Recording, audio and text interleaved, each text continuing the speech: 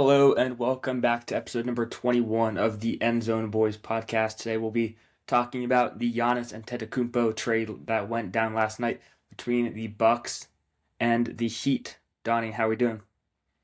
Doing pretty good. Got a lot of stuff to talk about today. Pretty big stuff right before the NBA draft, but I'm excited. NBA draft starts tonight and we'll talk a little bit about that at the end, but the bulk of today's pod is going to be about the trade. So let's jump right in. So the full trade details: the Heat obviously got Giannis and Bobby Portis, and then in return the Bucks got Tyler Hero, Khalil Ware, Jaime Jaquez, Kasparis Yakashonis, a first this year, a first in 2021 and 2023, or 2031 and 2033, and then pick swap and a second round pick as well. Instant reaction, Donnie, to this trade? I mean, I think everyone knew this was going to happen. I actually was kind of shocked that the Heat were the ones that were going to get the deal done. I thought it was going to be a three-team trade involving Jaylen Brown, obviously, because Jaylen didn't want to go to the Celtics, but I just think it kind of shocked me a little bit because I feel like Heat were kind of a little bit, they were under the radar a little bit. I mean, people knew that they were a lead team, but people towards the end, the Heat weren't like the top pick. Yeah, I agree. Because usually you're the top thing that you get in return. In this case, Tyler Hero. You would expect something a little bit better for Giannis. With that being said, though, they got four really young, good Yeah. rotational prospects, and then three firsts on top of that. For someone that really wasn't going to be part of their future in Giannis. In terms of the Bucks, I think it's a really good idea because obviously you weren't going anywhere with the core that you had right now. And starting to build towards the future, even if that means a full scale rebuild, I think is the right thing to do in their case. Yeah, and I mean, even just looking at the timeline too, the Bucks weren't going to go anywhere with Giannis at this point. They had to do something, and I feel like the haul that they got, especially like you said, good rotational people, is just like it. I think it's a really good step forward with their roster right now and their rebuild, especially with like Ryan Rollins, and then Miles Turner he'll be decent too. So I really like this a lot. Yeah, and speaking of Ryan Rollins and Miles Turner, let's just a quick look at the projected rotations. I think Miles Turner is going to be traded, whether it's in the Yeah. draft or after. He hasn't fit the timeline at this point, and with Khalil Ware being there, you either have Khalil Ware coming off the bench, or maybe you push Miles Turner to the four, which is what he didn't really want to be on the Pacers, I believe. But either way. I don't think he's part of the long term solution, but do you like the Heat roster now with Giannis? Um, I mean, I think the biggest thing is just if you look at their guard position, especially with Norman Powell in question mark right now, because I also did see earlier this morning that Norman Powell could be going to the Pistons. There's a lot of interest with the Pistons. I just think that at least their guard position is not looking the strongest right now. I feel like they had to give up a lot of their guards, or not a lot of their guards, but the guards is kind of like it wasn't the strongest to begin with, and giving up Tyler Hero is just such a big like factor to their roster. And I don't know, I'm just very mixed right now about like the Heat with the Heat and like what they're doing. Yeah, I think I saw somewhere that they have $19 million until they're like hard capped and they really can't spend any more money. Hmm. $19 million per year, or at least for this upcoming year for four roster spots. So I think Norman Powell was being paid around 22, 23.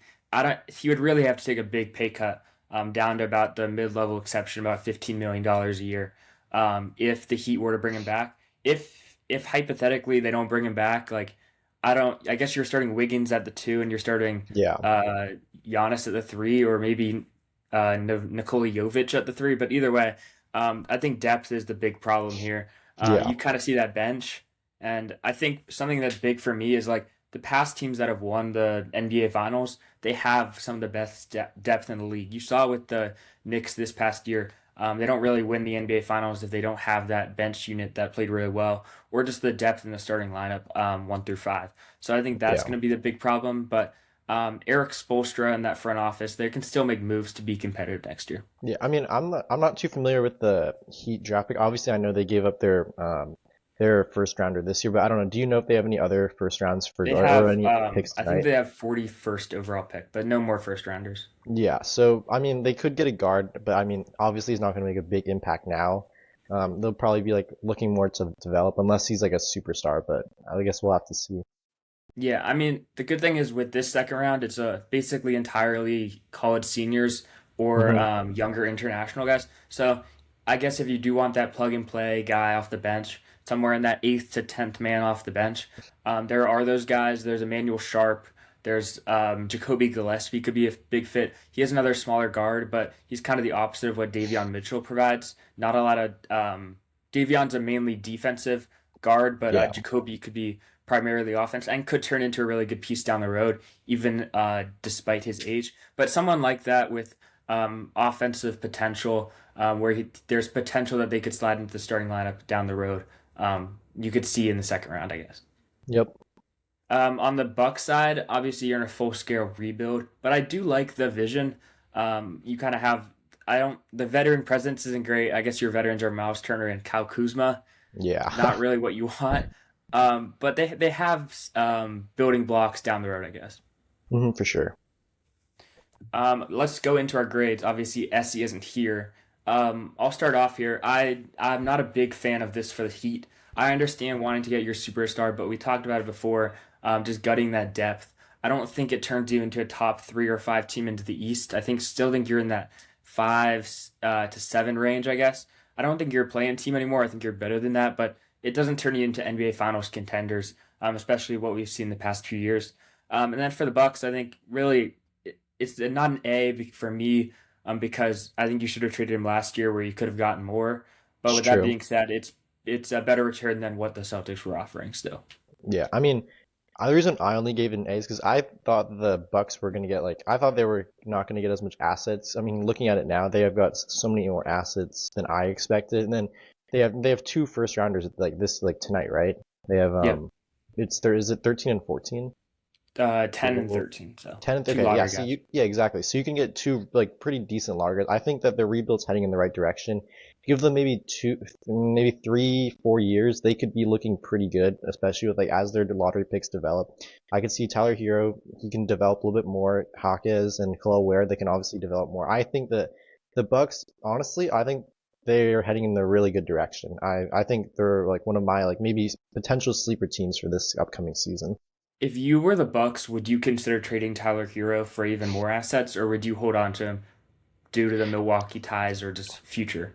Yeah, I think it's kind of weird because I mean, I kind of consider Tyler Hero as kind of like I don't know if you think the same way, but I think he's kind of in that Austin Reeves tier where like he's a Yeah. really good like he's a really good number two option if you have him, but at the same time he's not like your best number one option if you want like just someone to lead your team, which I do think is kind of weird to have. So unless they can get like someone really good at 10 or 13, um, then they might have to honestly might consider trading him unless he also takes another big step up.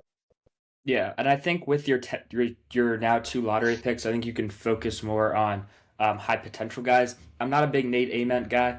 I Yeah. didn't include him as my biggest bust, as we'll talk about in a couple minutes. But I think you got to take risks at this point in this draft, with at least one of your lottery picks, and then maybe take more of a sure thing like a Perez Johnson, Hannes Steinbach, with your other one. Yeah, and also that, like that's it. He also could be a pretty good replacement for Miles Turner if they do intend to like replace him. Yeah, for sure. Let's move on to these NBA superlatives. We'll go down the line. We'll start with the most underrated player in the draft. Donnie, do you want to start this one with Kareem Lopez?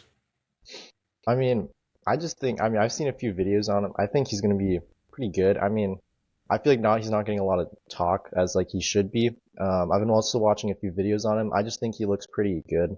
I don't know what else to really say, but Yeah, yeah. and I do kind of like that. He's not the flashiest guy in the world, but I like the comparison to Franz Wagner, where he kind of does a little bit of everything, can score, can play a hmm little defense, not crazy athletic, but he makes up for that in other aspects of the game. Yep. Mine was Dalen Swain. I think when you have a 6'8" wing that can defend, almost basically 1 through 5, it has potential on the offensive side. I think that's really valuable in this modern day NBA. And even if his offensive game doesn't develop, I think he can be a really, really good role player down the road. hmm Donnie, future star, Hannes Steinbach here. Yeah, I think I might have said last episode. I've had the honor of watching him in person. I think he's really good. He's a really good rebounder. And I mean, honestly, give him like 2 years, put him on a really good, like deep contending roster. He could honestly shine. And I like his play style a lot. I think it fits. I think we might have talked about it before, but he could honestly be like a good Wemby stopper in the future. So I think he's not gonna be like the flashiest star, obviously, but he could be like a really good like just center to have. Yeah, I agree. I like the Jakob Poeltl comp. I think he can even be better than that, though. Hmm. Can definitely be an above average center down the road. For me, I took LeBaron Philon at an A after the B, hypothetically. But he's my number six prospect on the big board. I think he's consensus around 14 to 18 range. But I think he's a lottery pick for sure. I think the Kings, if Darius Akoff's off the board at 7, I think they should take him even that high. I think he's an unbelievable offensive player, shifty. I don't want to say he's Kyrie, but he does kind of remind me of that. He shot 40% from three. The defense, sure, it's not great, but like in his freshman year, he was kind of more of a role player. I think he averaged only 11 or 12 points a game. This year, he averaged about 20. So he can be that role player, but he can also step up and be that star, which I think he can be both. Like that Tyrese Maxey archetype, I think he can definitely be a few years down the road. But Yeah. bring us home here with the biggest bust here. For mine was Bennett Sturts. I think he's definitely on the older side for the draft, if I'm not mistaken. Is that right? Yeah, Then I just think that, I mean, his size is not like, he obviously doesn't have the biggest size. And I just think that, I don't know, I just feel like he's not going to really mesh well with the NBA. But I don't know, I feel like you kind of like opposite opinions about me. But I don't know, I yeah, just feel like he's not going to mix well with the NBA.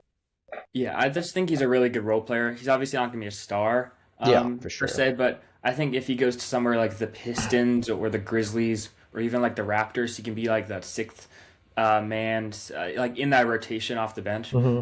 He's never going to be like a top 10 point guard at all. Not Oh, for saying that, but sure. I think for where you're drafting him, probably in the 15 to 25 range, I think he's fine. But there's also a possibility that he just doesn't really ever develop into an efficient offensive player, which you saw that at times at Iowa where he wasn't really efficient, but I still Yeah. think he's a solid player, but that's fine.